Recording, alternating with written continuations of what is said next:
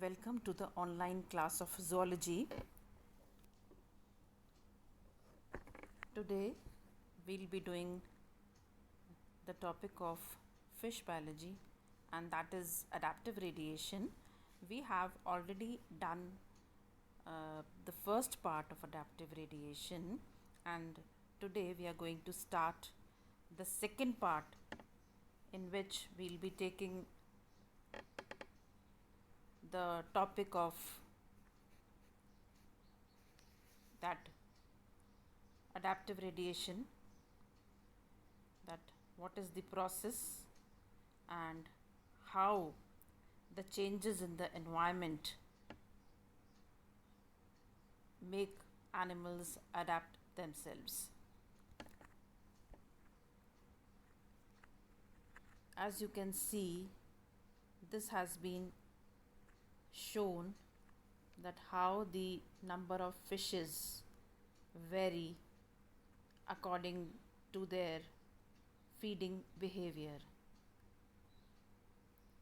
As you can see that in the first row there is a fish who is algae browser, and in second column you can see that it is algae grazer, and in third column it is predator, and in fourth column also there are number of fishes who are predators. Okay, they look for their food as a prey.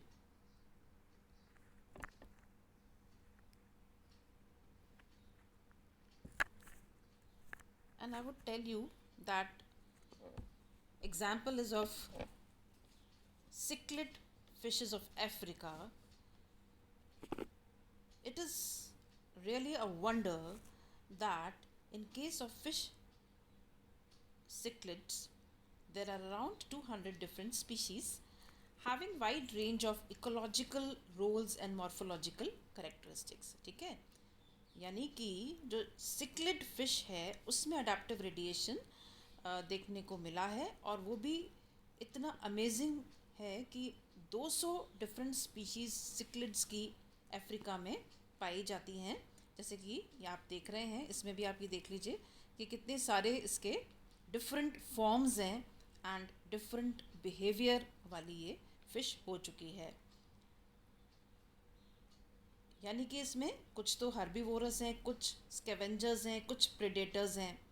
ठीक है, और इसमें जो factors अगर अपन देखें कि भी क्या फैक्टर्स हैं कि ये जो सिक्लिड फिश है इसने अपने आप को हर तरह के एनवायरनमेंट में इतना परफेक्टली अडेप्ट किया, तो इसमें वी कैन गिव आंसर, या हम ये हम जवाब दे सकते हैं कि जो फैक्टर, एक जो मेन फैक्टर जो रिस्पॉन्सिबल है फॉर दिस अडेप्टेशन इज़ कि जो निचीज़ हैं वो बहुत सारे अवेलेबल हैं। ठीक है, इनका जो जो टाइप्स ऑफ लोकेशन है जहाँ पे इन्होंने रहना है, वो जो निचीज़ हैं वो काफ़ी सारे अवेलेबल हैं। इसलिए भी उन्होंने अपने आप को डिफरेंट निचीज़ में डिफरेंट तरीके से अपने आप को अडेप्ट कर लिया। एक और बात कही जाती है कि जो वाटर लेवल है लेक का, वो वाटर लेवल जो है वो कंटिन्यूसली चेंज होता रहता है। इस वजह से भी जो डिफरेंस है स्पीशीज़ में वो जो है देखने को मिलता है। अच्छा, अडेप्टिव रेडिएशन की अगर अपन टोटल उसमें बात करें तो अडेप्टिव रेडिएशन वो प्रक्रिया है जिसमें एनिमल या ऑर्गेनिजम्स जो हैं वो अपने आप को बहुत जल्दी से ऑफशूट कर लेते हैं, मतलब मेन जो लाइन है एंसेस्ट्रल लाइन उससे अपने आप को अलग करते चले जाते हैं। ठीक है, तो एक एंसेस्ट्रल स्पीशीज़ से बहुत सारे फॉर्म्स स्पीशीज़ के बन जाते हैं, और ये भी कह सकते हैं कि जो फंक्शंस हैं वो कुछ फिशेस में स्पेसिफिक वे में डेवलप हो गए हैं और वो स्पेशली मॉडिफाइड भी हो गए हैं, और इस तरह से उन्होंने अपने आप को अलग अलग वातावरण में या पर्यावरण में अपने आप को अलग से ढाल लिया है, यानी कि अडेप्ट कर लिया है। अब देखिएगा, जब एनवायरनमेंट में बदलाव होता है तो क्या होता है कि कुछ नए रिसोर्सेज भी अवेलेबल हो जाते हैं। ठीक है, दूसरी बात क्या होता है कि जो अडेप्टिव रेडिएशन है ठीक है, वो क्या करता है कि जो बायोटिक इंटरेक्शंस होते हैं, ठीक है, उनके ऑल्टरेशन की वजह से भी वो स्थापित हो जाता है या अडेप्टिव रेडिएशंस होने लग जाती हैं। फिर अडेप्टिव रेडिएशंस जो है वो न्यू एनवायरमेंटल निचीज़ को भी ओपन करता है, जैसे कि मैंने आपको सिक्लिड के एग्जाम्पल में भी आपको मैंने बताया था। ये भी देखिए, ये अडेप्टिव रेडिएशंस है बोनी फिशेस की, कि कितनी तरह की बोनी फिशेस आप देख सकते हैं। अगर अपन स्टार्ट करें नीचे से, तो ये है देखिए फ्लैट फिश। इसका बिल्कुल डिफरेंट इसका हैबिटेट होता है, इसकी डिफरेंट फॉर्म भी है जो कि अपने आप को इसने अडेप्ट कर लिया है। फिर यहाँ सी हॉर्स का एग्जाम्पल तो आप जानते ही हैं कि ये वर्टिकल स्विमिंग इसने करना जो है, मतलब environment with the course of evolution you can say कि इन्होंने स्विमिंग, जो नॉर्मल स्विमिंग होती है फ़िश की हॉरिजॉन्टल, वो ना करके अब ये वर्टिकल स्विमिंग करता है। इसी तरह से जो ऑस्ट्रेशियन है उसका भी आप फॉर्म देख रही है, इट इज़ सो डिफरेंट। बेलॉन जो है देखिए वो किस तरह से उसकी शेप है। और फिर स्कॉर्पियन फ़िश तो ब्यूटीफुल फ़िश है ये भी, एंड किस तरह से इसने अपना जो फॉर्म या स्ट्रक्चर है वो इसके अंदर डेवलप हो गया है, और it can easily adapt itself in any environment which it has chosen. फिर स्टर्जियन आप देख रहे हैं, स्टर्जियन फ़िश है। फिर ये लैटिमेरिया फ़िश जो है ये अब एक्सटिंक्ट तो नहीं है, बट इसको अपन लिविंग फॉसिल कह सकते हैं लैटिमेरिया को। और लेबियो तो खैर बहुत अच्छे से आप लोग सब जानते ही, ये रोहू कहलाती है, and it is very staple fish food, and it is liked by many fish eaters. Then there is Bombay duck, and there are lung fishes. और लंग फिशेज़ का तो बहुत ही अच्छा एग्जाम्पल आप इस तरह से जानते हैं, हमको पता है कि मेनली 3 स्पीशीज़ जो हैं वो अब एग्जिस्ट कर रही हैं, और तीनों अलग अलग डायरेक्शन में प्रेजेंट हैं। ठीक है, सो these are all the very good examples of adaptive radiation.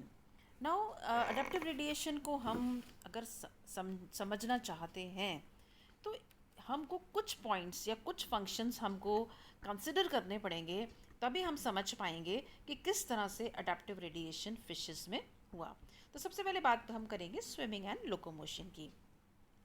Swimming and locomotion की हम बात करें, अगर हम सबसे पहले बात करते हैं इलास्मोब्रैंक्स की, क्योंकि इलास्मोब्रैंक्स जो हैं उन्होंने अपना जो एक तरह से स्टीरियोटाइप अपना रखा हुआ है, उसमें बहुत ज़्यादा अडेप्टेशंस नहीं हुए हैं। मतलब अडेप्टेशंस हुए हैं लेकिन इतने नहीं हुए जितने कि बोनी फिशेस में हुए हैं। ठीक है, तो टीलियोस्ट का जो है वो अगर हम कंपेयर करें तो उसमें बहुत सारे स्विमिंग के फॉर्म्स एंड लोकोमोशन के तरीके जो हैं वो डेवलप हो गए हैं। ठीक है, अब जैसे इलेस्मोब्रैंक्स का, या मैं कह रही थी ना कार्टिलेजिनस फिशेस में आप देखिएगा कि उसके अंदर जो लोकोमोशन है उसमें बहुत ज़्यादा चेंजेस नहीं हुए, उसके अंदर एक तरह से स्टेबलाइजेशन ही रहा इलेस्मोब्रैंक्स में, है ना। एक तो क्या था कि इलेस्मोब्रैंक्स में स्विम ब्लैडर नहीं है। ठीक है, तो स्विम ब्लैडर नहीं होने से उनका जो एक तरह से जो स्टेडली वाला जो उनका लोकोमोशन है किसी भी वाटर बॉडी में, तो वो एक तरह से स्टेबलाइज या स्टेडली ही रहा। जो शार्क्स हैं उनको जो लोकोमोशन है वो मेनली पेक्टोरल फिन्स ने उन्हें बहुत ही हेल्प किया हुआ है शार्क्स को। तो पेक्टोरल फिन्स जो हैं वो कंटिन्यूस जो है सर्व करते रहते हैं फ़िश को, और उनकी जो पिचिंग को भी वो एडजस्ट करते रहते हैं। पिचिंग से फिर वो क्या होता है कि उनकी पोजीशन भी एडजस्ट हो जाती है, और जो पेक्टोरल फिन्स हैं वो एनिमल को पानी में ऊपर नीचे ले जाने में भी काफ़ी मदद करते हैं। तो इस तरह से पेक्टोरल फिन्स का रोल काफ़ी कुछ रहा है इलेस्मोब्रैंक्स में, और उनके जो अडेप्टिव रेडिएशन जो उसके अंदर हुआ है इलेस्मोब्रैंक्स में, वो काफ़ी कुछ जो है फिन्स की जो फंक्शन है उसके कारण हुआ है। फिर बॉडी शेप भी रिस्पॉन्सिबल है, क्योंकि जो शार्क्स हैं उनकी बॉडी आपको पता ही है बिल्कुल फिश लाइक ही होती है, फ्यूसीफॉर्म होती है, जबकि टॉर्पेडो जो कि इलेक्ट्रिक रे होती है उसकी जो शेप होती है वो थोड़ी सी डिफरेंट होती है, जिसमें कि पेक्टोरल फिन्स काफ़ी एनलार्ज्ड होते हैं, और जो उसकी जो टेल होती है वो भी बिल्कुल डिफरेंट तरीके की होती है। तो इस तरह से शेप शार्क्स के अंदर या इलेस्मोब्रैंक्स के अंदर शेप ने और पेक्टोरल फिन्स ने काफ़ी कुछ मदद की। अब बात करते हैं हम टीलियोस की। अब बोनी फिशेस में क्या हुआ कि स्विम ब्लैडर जो है वो प्रेजेंट हुआ, स्विम ब्लैडर जैसा स्ट्रक्चर जो है वो फिशेस को मिल गया, तो उस कारण काफ़ी जो फिशेस हैं वो अपने आप को बहुत अच्छे से अडेप्ट कर पाए। कुछ फिशेस के अंदर जो स्विमिंग का प्रोसेस है उसमें जो वेव्स होती हैं कंट्रैक्शन की और प्रोपोगेशन अलोंग द बॉडी, वो भी काफ़ी कुछ उनको स्विमिंग में हेल्प करते हैं, लोकोमोशन में हेल्प करते हैं, और इस तरह से फिर वो किसी वाटर बॉडी में अपने आप को इजीली ढाल लेते हैं। स्विम ब्लैडर का जैसे मैं बात बता रही थी कि स्विम ब्लैडर ने एक तो सबसे पहले क्या करा कि स्विम ब्लैडर ने बॉयंसी डेवलप कर दी। उससे क्या हुआ कि जो फिशेस जो नीचे रहती थी bottom of the water body में, वहाँ से उनको ऊपर आने का मौका मिल गया। तो इस तरह से उनकी डिफरेंट हैबिटेट हो गई। ठीक है, फिर जब वो ऊपर आए तो उनके कुछ और चेंजेस भी उनमें हुए टू अडेप्ट देमसेल्व्स, या अपने आप को कंटिन्यू करने के लिए, अपने प्रजनन को कंटिन्यू करने के लिए। ठीक है, और अच्छा, इलेस्मोब्रैंक्स में जैसे कि मैंने आपको बताया कि जो हेट्रोसर्कल टेल है उसने भी काफ़ी कुछ मूवमेंट में इलेस्मोब्रैंक्स को हेल्प करी। लेकिन टेलियोस के अंदर क्या हुआ कि जो हेट्रोसर्कल टेल है वो एवोल्यूशन में जो है धीरे धीरे धीरे धीरे धीरे जो है वो डिजेनरेट हो गई, और उसकी जगह होमो सर्कल टेल ने ले लिया। और इस तरह से जो पेक्टोरल फिन जो है उसमें भी ट्रिमेंडस चेंजेस आए, बहुत सारे चेंजेस आए। टेल में तो आए, साथ के साथ में जो फिन्स हैं उसमें भी चेंजेस आए, और उस वजह से उनके स्ट्रक्चर के चेंजेस के वजह से उनके फंक्शन में भी काफ़ी कुछ चेंजेस होने लगे। जो स्विम ब्लैडर है उसमें क्या था कि फिन मूवमेंट थोड़ा सा कम चाहिए होता है, जबकि अगर स्विम ब्लैडर नहीं है तो फिर फिन्स के ऊपर सारा काम आ जाता है, और फिन्स जो है फिश को पूरे मूवमेंट और लोकोमोशन में हेल्प करते हैं।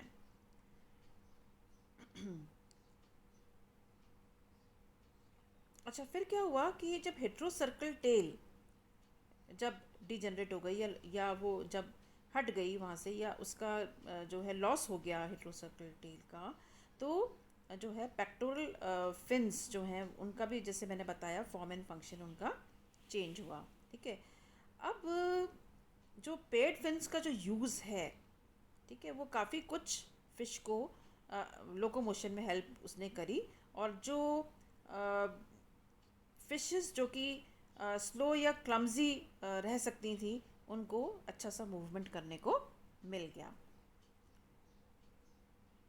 ठीक है, तो फिर जो कैट फिशेस हैं, कैट फिशेस में एनल फिन जो है वो डेवलप्ड है, और वो फिर हेट्रोसर्कल टेल की तरह काम करता है, और पूरा जो कैट फिशेस को लिफ्ट देता है, और जो नेगेटिव पिच होती है यानी कि थोड़ा सा डाउनवर्ड जैसे जाना, वो उसको हेल्प करता है।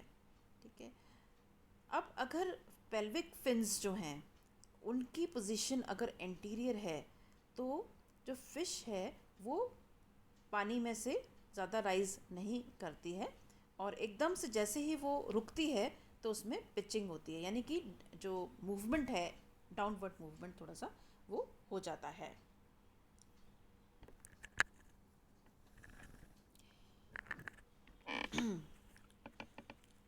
कई बार फिन्स का जो प्लेन होता है ना, वो जो सतह जो होती है उसके एक्सपेंशन की वो वर्टिकल होती है, तो उससे क्या होता है कि जो फिश है उसको एक ड्रैग फोर्स मिलता है, और स्मॉल लिफ्ट फोर्स भी साथ के साथ मिलता है। तो इस तरह से उनको काफ़ी कुछ हेल्प हो जाती है, क्योंकि वो जो लिफ्ट है वो फिश को पानी में से ऊपर उठाती है।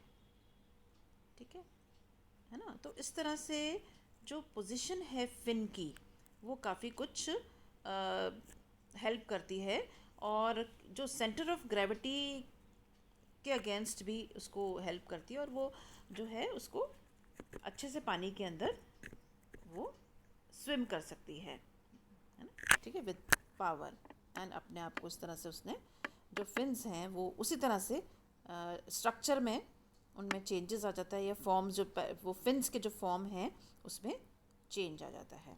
अब एक्सोसीटस की हम बात करें, एक्सोसीटस को फ्लाइंग फिश भी कहते हैं, ये आप सबको मालूम ही है। तो एक्सोसीटन्स में क्या होता है कि पेक्टोरल फिन्स जो होता है वो थोड़े से ऊपर की तरफ होते हैं, फिश के हेड की तरफ होते हैं, ठीक है। और जो पेल्विक्स हैं वो थोड़े से पोजीशन में पीछे की तरफ होते हैं, ठीक है। तो जो पेल्विक फिन्स हैं वो जो पेक्टोरल्स हैं उनको भी जो है काफ़ी हेल्प करते हैं, और दोनों मिलकर के फ़िश को एक ग्लाइडिंग जो फंक्शन है वो उनको देते हैं। उससे क्या होता है कि फ़िश आसानी से कुछ डिस्टेंस तक ग्लाइड कर सकती है, ठीक है। मतलब उसके जो जो फिन्स हैं वो एक तरह से इतने बड़े हो जाते हैं फॉर्म में कि वो एक तरह से विंग्स का काम करते हैं। लेकिन विंग्स का ये मतलब नहीं है कि वो प्रॉपरली बर्ड की तरह फ्लाई करता है, ऐसा नहीं है। वो ग्लाइड अच्छी कर लेता है, तो ग्लाइड अच्छा करता है तो उसको फिर हम इसलिए हम फ्लाइंग फिश कहते हैं, क्योंकि एक ये भी तो एक इसका अडेप्टेशन है उसमें कि भाई फ़िश किस तरह से अपने आप को मेंटेन करके चल रही है। ये डेवोनियन पीरियड के बारे में बताया हुआ है, जब लोब फिन्ड फिशेस थी और जब प्लाकोडर्म्स थे, और उनको किस तरह से वो अपना जो स्विमिंग है या लोकोमोशन है वो उनका होता था डेवोनियन पीरियड में किस तरह से। तो ये सब है। अब प्लाकोडर्म्स जो हैं वो अब एक्सटिंक्ट हो चुके हैं, तो नहीं है। तो इस तरह से जो ट्रांजिशनल जो फेजेस थे वो भी काफ़ी इम्पॉर्टेंट रहे हैं in case of adaptive radiation. फिर जो बॉडी शेप के अंदर ये रहता है कि जैसे जो एंटीरियर पार्ट होता है ना कॉडल फिन के, तो वहाँ पे हल्का सा पतला हो जाता है बॉडी। जो जो फिश की जो बॉडी होती है फ्यूसीफॉर्म बॉडी, तो वहाँ पे क्या होता है कॉडल फिन से पहले थोड़ी सी जो नैरोइंग हो जाती है शेप बॉडी की, ठीक है। और साथ में क्या होता है कि जो डेप्थ जो होती है डॉर्सल और इनल फिन्स की, ठीक है, वहाँ पर क्या होता है कि वो रिकॉइलिंग में उसको मिनिमाइज करते हैं। यानी कि एक तो क्या होता है कि कॉटल फिन से पहले जो उसकी जो नेकिंग है, नेकिंग मीन्स के पतला जो पार्ट हो रहा है, साथ के साथ में जो डॉर्सल और एनल फिन्स हैं उनका भी जो एक्सटेंशन है डीपर डीपर एक्सटेंशन है, वो सब मिल करके रिकॉइल को रिड्यूस करते हैं या कम करते हैं। अब जितनी लेंथ होती है फ़िश की, स्पीड जो है उसके अकॉर्डिंग बढ़ जाती है, ठीक है, ठीक है। अगर कोई भी फ़िश की जो लेंथ है, ठीक है, उसमें 3 to 6 टाइम्स स्पीड जो है वो फ़िश को फ़िश की हो जाती है, ठीक है। तो कई बार क्या होता है कि फ़िश का जो लोकोमोशन है वो उसके हैबिट्स पे भी डिपेंड करता है कि भाई उनकी क्या हैबिट्स हैं, किस तरह की हैबिट्स हैं, उस पर भी काफ़ी कुछ स्विमिंग की जो एफिशिएंसी है वो डिपेंड करती है, ठीक है, कि किस तरह से उसकी जो हैबिट है वो कैसे उसको हेल्प करती है, ठीक है। अब है कि जो फ्रेश वाटर फिशेस हैं, ठीक है, वो स्प्रिंटर्स हैं, यानी कि वो कुछ दूर तक ही तेज़ स्विमिंग कर सकते हैं। ऐसा नहीं है कि वो देर तक जो है देर तक स्पीड से स्विमिंग करें, ऐसा नहीं होता है। जो कुछ फ्रेश वाटर फिशेस हैं उनमें इतनी कैपेसिटी होती है कि बस वो थोड़े डिस्टेंस के लिए ही जो है स्विमिंग, तेज़ स्विमिंग, फास्ट स्विमिंग कर पाते हैं। बाकी तो नहीं तो फिर वो स्लो, उनकी धीरे धीरे स्विमिंग चलती है। फिर ये होता है कि जो फिशेस हैं उनकी स्टेइंग पावर कितनी है, ये सब भी बहुत ज़्यादा डिपेंड करता है कि कोई भी फ़िश जो है वो कितनी देर उसमें रह सकती है, पानी के अंदर रह सकती है ना। अब जैसे जो पाइक और पर्च है, ठीक है, पाइक और पर्च जो है वो ऐसे हैं कि वो थोड़ी थोड़ी देर में आप तेज़ जो है वो स्विमिंग कर सकते हैं, ठीक है। और जो और पानी में भी थोड़ा देर तक रह सकते हैं, लेकिन जो ईल जो है उसमें थोड़ी कम स्टेइंग पावर होती है। और जो जो रुड और ब्रीम फिशेस होती हैं उनको अपन क्रॉलर्स कहते हैं मेनली, उनमें स्टेइंग पावर जो है वो काफ़ी ज़्यादा होती है, ठीक है।